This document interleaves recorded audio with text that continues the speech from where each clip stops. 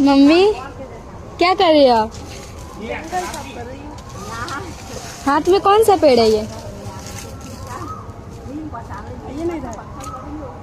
दोस्तों ये क्या चीज है आप लोग कमेंट पे जरूर बताइएगा। आप लोग को यहाँ होता है कि नहीं? देखिए बहुत कीमती चीज है दोस्तों। देखिए ये कौन सा चीज है और कौन सा काम आता है आप लोग कमेंट पे बताइएगा दोस्तों। देखिए बहुत सारा है, इधर भी है, इधर भी है, इधर भी है, देखिए इधर भी है।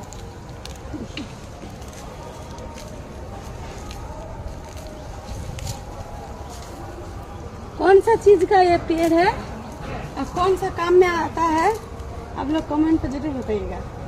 देखिए भाभी भी है, भाभी के घर है वो वहाँ पर है। ये भाभी बहुत अच्छा है। हाँ हमें लाइक करेगा, कमेंट करेगा, सब्सक्राइब करेगा। हाँ ये भाभी बहुत अच्छा है।